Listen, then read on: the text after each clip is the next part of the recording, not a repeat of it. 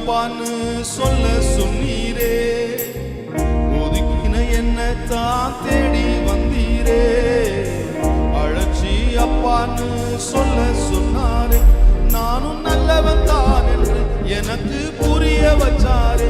எங்களுக்கு நல்லது நல்லது நல்லது என்று எல்லாம் செஞ்சாரே. யாரும் அறியாத எங்களை மனசில் வச்சாரே.